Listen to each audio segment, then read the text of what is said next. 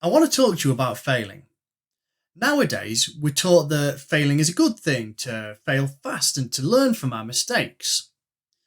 But how are we supposed to do that when we've been conditioned to see failing as bad from a very young age? Now, I'm not suggesting that we avoid the entire notion of failing because it's inevitable in life, and building resilience is a positive thing. But if all we ever talk about is embracing failure and failing fast and learning from our mistakes, well, that's going to get pretty demoralising. I'd like to share with you a different approach, which I initially heard on the Agile for Humans podcast. In it, Ryan Ripley discusses with Kent Beck about treating product development and learning in business as experiments and not failures. And I got to thinking if this is something that we could apply at a personal level. In an experiment, you have a hypothesis and you aim to either validate or invalidate that hypothesis. There is no failure, only outcomes.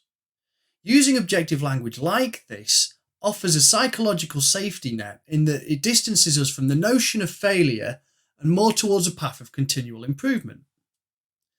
Now, this is definitely easier said than done. Take it from someone who struggles with the fear of failure, especially in front of others.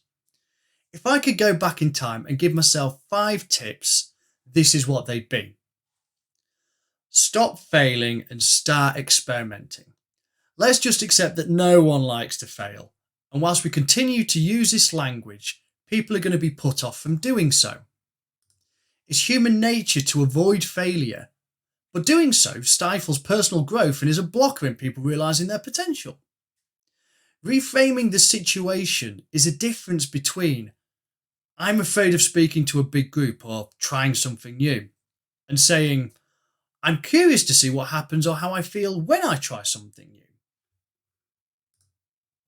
The more you think about failure, the less likely you'll be willing to try new things, and that compounds over time and it can be really debilitating.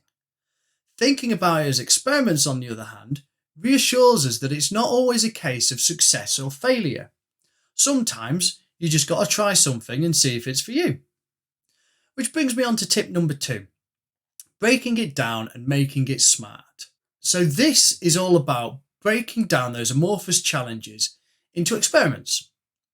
Having time-boxed, specific and measurable hypotheses allows you to focus on the marginal gains, experimenting with specifics which, after breaking down, are hopefully smaller and far less daunting than the original challenge. An example of this could be, which presenting style do I feel most comfortable with? Big gesticulations, walking around and using the space? A more specific example of this could be, well, when I gesticulate more while speaking, the audience is more engaged. Or, when I open my body up, I feel more confident.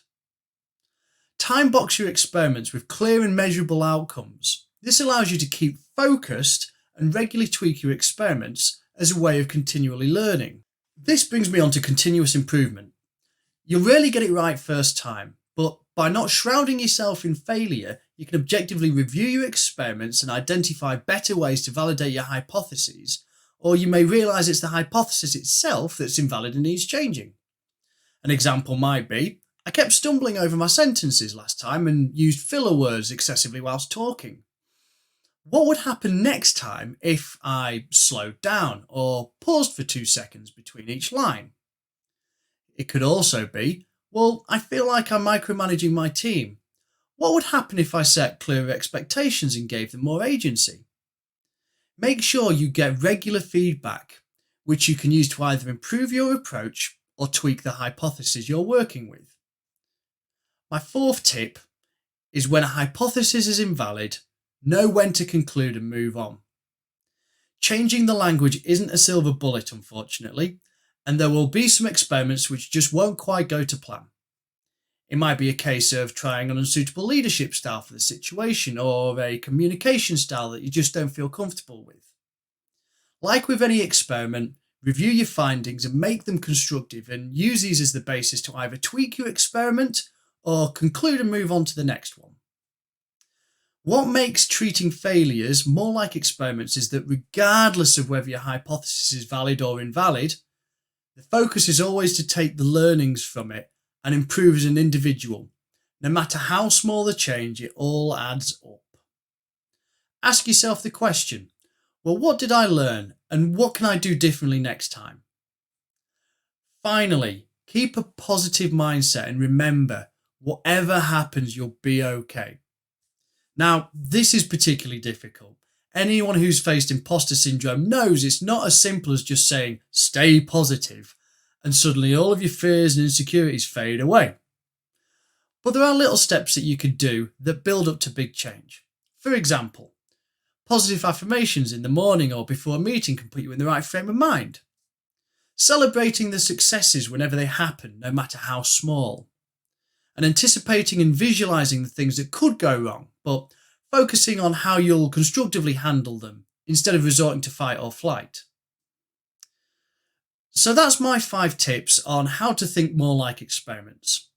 Let's break the stigma around failure and start talking in a language which encourages us to explore our true potential.